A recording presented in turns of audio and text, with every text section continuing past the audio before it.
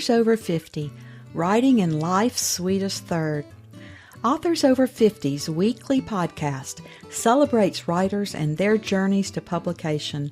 Writing after 50 is a whole story on its own, so let's skip to life's sweetest third and talk with authors about their journey from pen to publish. Welcome, I'm Julia Daly, your host, and I invite you to listen to interviews with writers who've achieved their goal of publishing a book just later in life. We've seen award lists for under 30 or under 40, but I've yet to see lists for those who've achieved a significant milestone of their own, launching a new career and publishing their first book after the age of 50. We will hear about these authors' inspirations, struggles, strategies, and the smell of that first book. These writers' journeys inspire me because I'm one of them.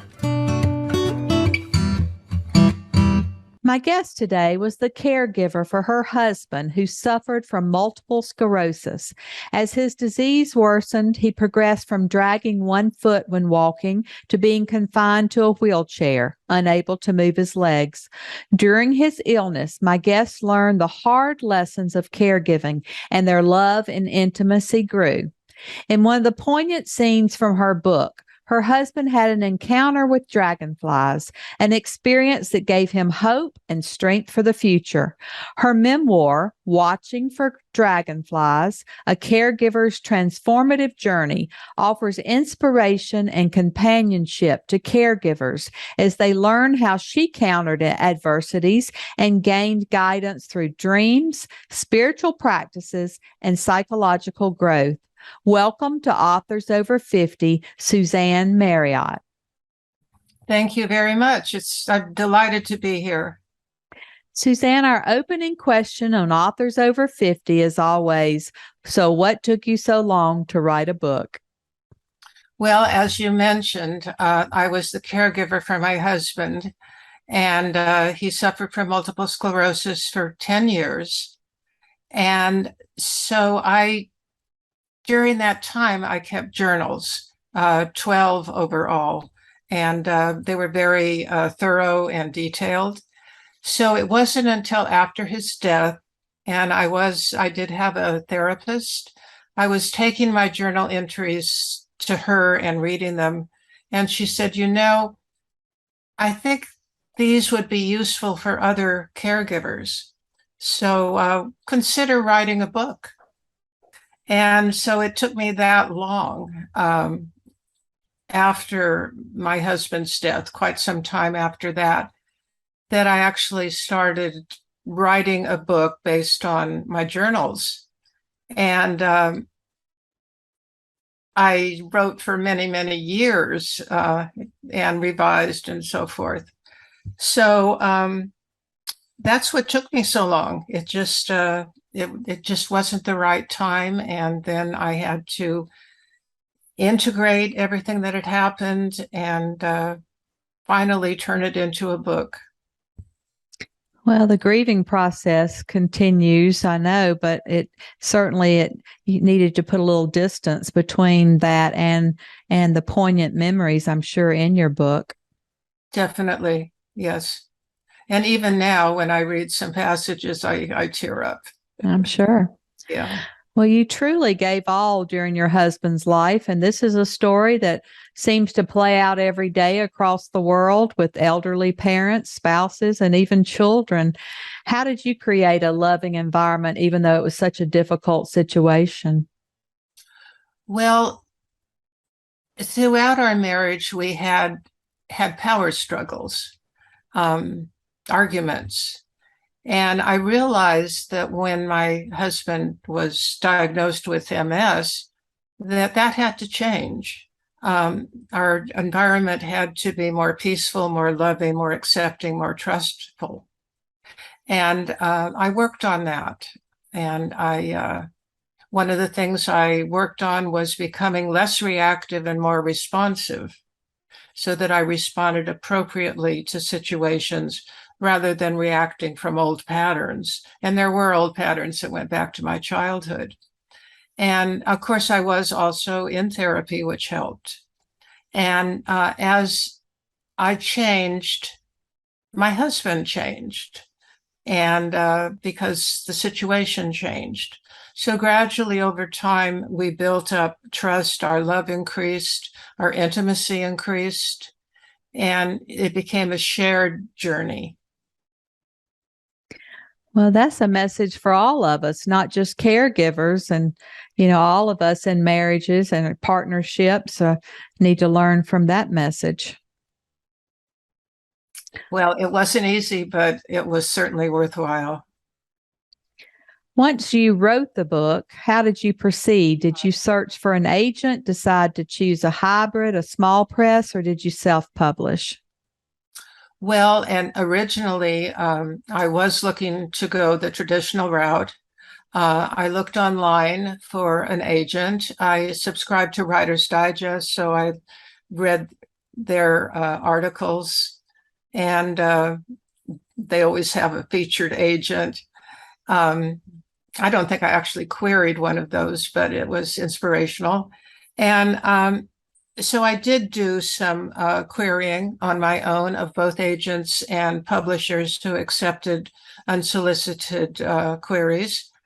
And I went to some writing conferences. One was the LA Writers Conference. And I thought I had an agent at that point. She was very interested in my book. And then after the convention, we were emailing, and she realized that she was overextended and could no longer represent me. So at that point, I decided I would go with a hybrid publisher. And I belong to a writing group here where I live called Sierra Writers. And I had heard some very good things about She Writes Press, which is a hybrid publishing company. So I looked into that, applied. They don't accept everyone, so it was a competitive application, and I was accepted, and that's what I'm doing. I'm doing the hybrid publishing route. Well, She Writes Press is highly respected in the industry, and they create such a wonderful community of women who stay in touch with each other and encourage each other.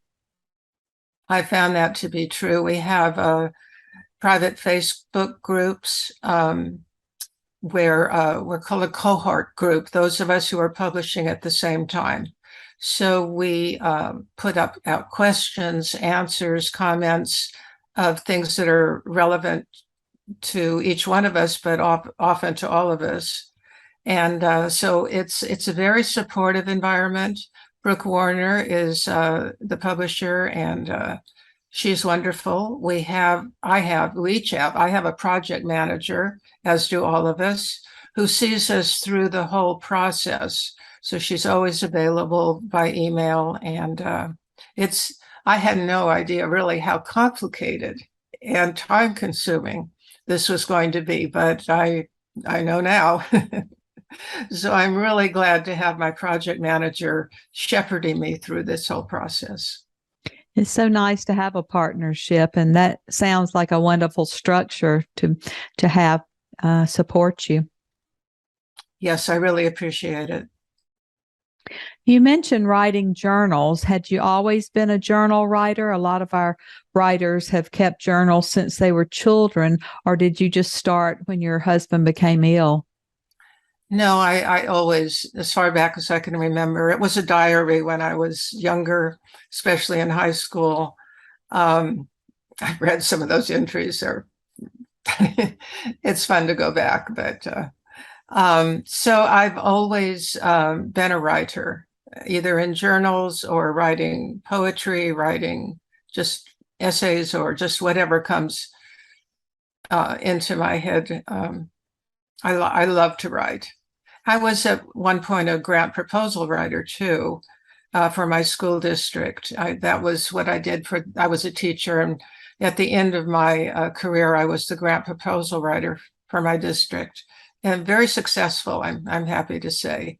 So that really helped me with economy of language, that and reading Hemingway. So Yeah, I've written in very many different modalities. Can you describe the editing process that you use to edit your book? I had two developmental editors, um, and they, well, kind of three, because one was I started out taking my early writings on my caregiving journey to Linda Joy Myers, and she's a wonderful writer herself and a teacher.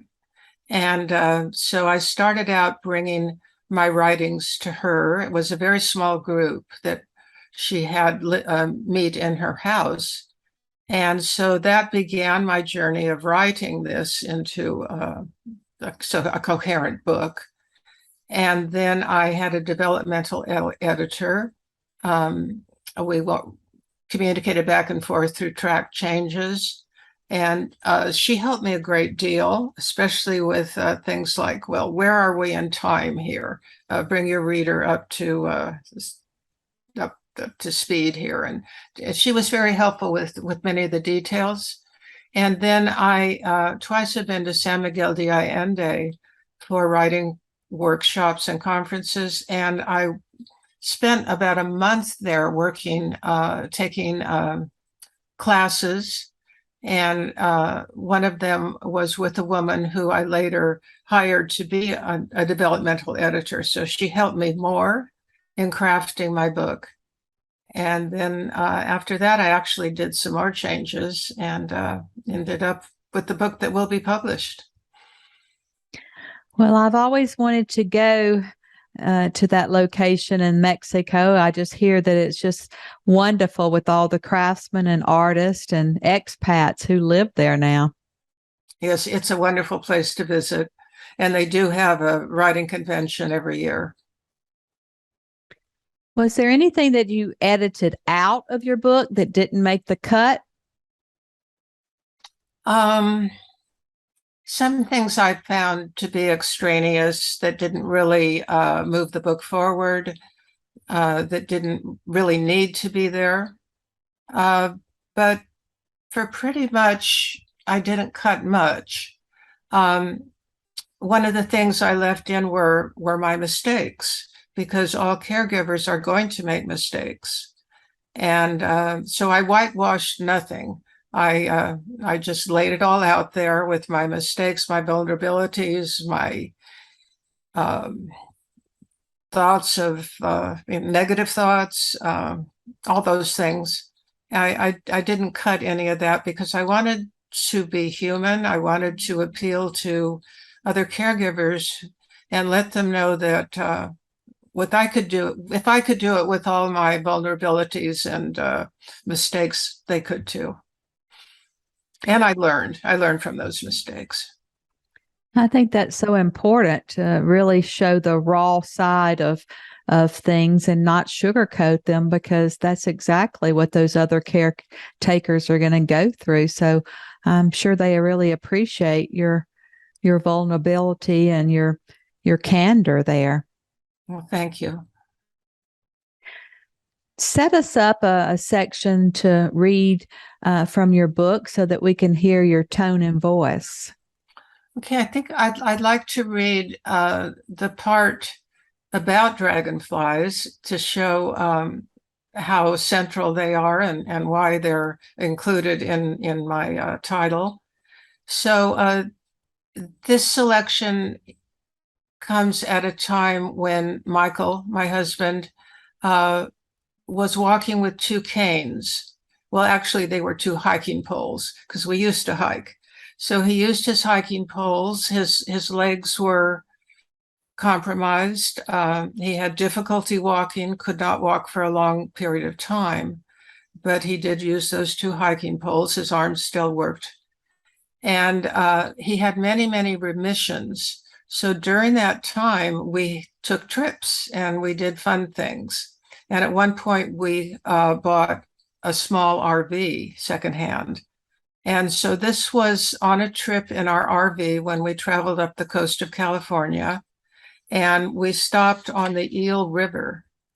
And so this is a time when we were camping in a campground, a state campground on the Eel River, and he was walking with his canes.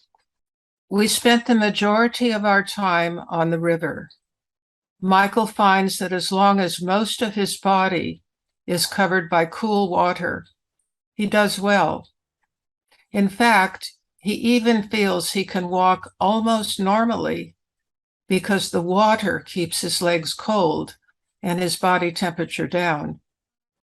He wears a hat and dark glasses to protect his head and face from the heat of the sun.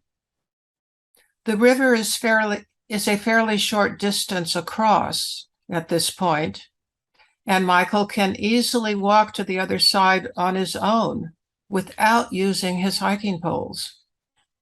While I'm experimenting with swimming against the gentle current and letting it carry me back to where I started, I notice Michael has been standing on the opposite bank for quite some time. I go over to him. "What are you doing?" "I'm watching the dragonflies," he tells me. I notice there are a host of dragonflies flitting among the reeds that grow along the bank. We both stand transfixed, watching their transparent wings reflect the sunlight, transforming them into prisms of iridescent color. They're creating a miniature light show as they dart and twist, abruptly turning and changing direction.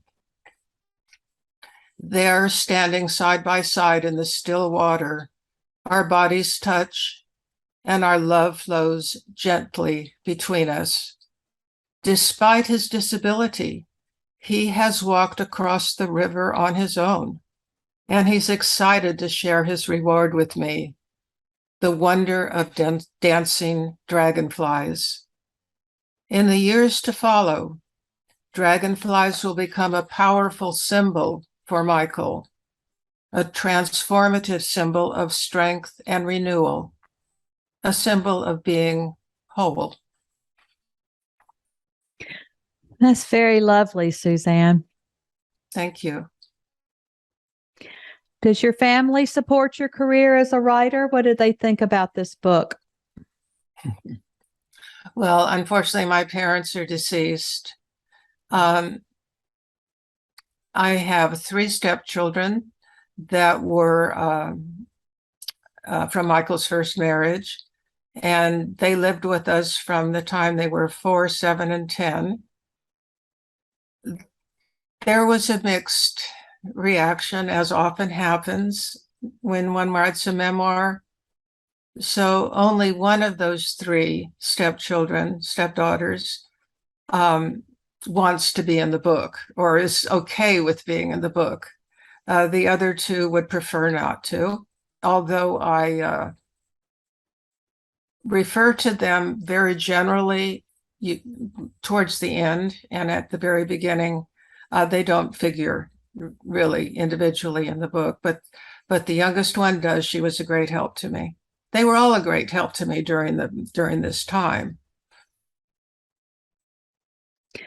Well, I think that's why I chose to make my story fiction. I wove a thread of memoir through it, but sometimes our stories are played out in other people's lives, and they don't want to be mentioned in those stories. You know, sometimes those are their stories to tell. So I know memoir can be quite touchy sometimes. That's true. Very true. Do you have any other books in you? Are you going to continue to write? Well, I'm also a travel writer. So I have an ebook out. It's about the time after my husband's death, finding wholeness through travel. And so that's available. I have written essays on what we call deep travel, where I see travel often for me as a spiritual journey. and traveled to places like the Yucatan, where I found spiritual renewal. At least one of my stories is on a wonderful website called Your Life is a Trip. And Judith Fine is the editor of that. And she was also my travel writing teacher for 2 classes I took in the Lower Yucatan. That's so interesting. I love to travel. What do you think was the best money you've ever spent as a writer? Well, hopefully the money I'm spending now, which is not a small amount for She Writes Press. For the hybrid publishing? Hybrid publishing. Mm-hmm. And then I will be, I have hired a publisher, Books Forward, so that'll be another expenditure. Sure. Do you believe in writer's block? Do you ever have writer's block? I don't know if I would call it so much as just not writing. I've never sat down to write and found I couldn't. But I do have periods of time where I just procrastinate or just do other things. Do you think writing energizes you or exhausts you?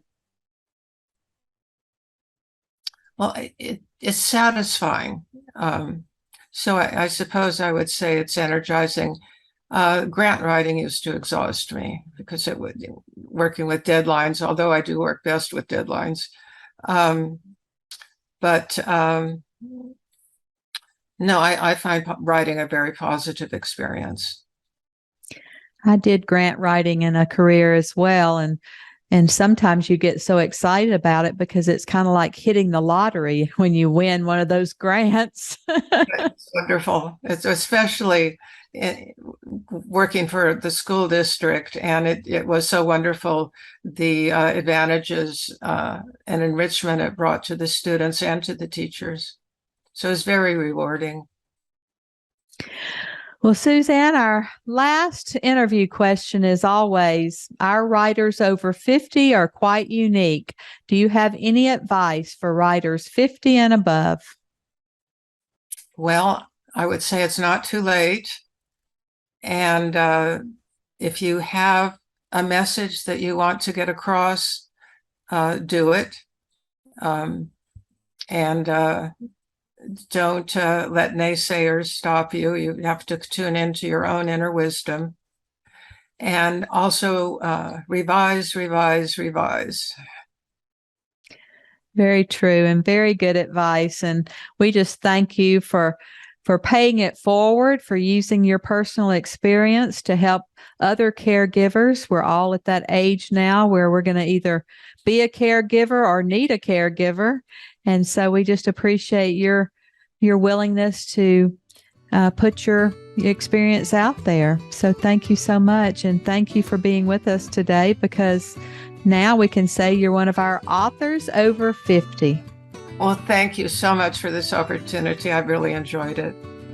Thank you for joining us today. Please look for Authors Over 50 every Thursday, when we will have conversations with accomplished debut novelists over the age of 50. Please subscribe and share with a friend, and check out my own publication journey after 50 at www.juliadaily, that's DAILY, like dailynewspaper.com. Until next time, keep reading and writing, and remember, it's never too late to fulfill a dream in life's sweetest third.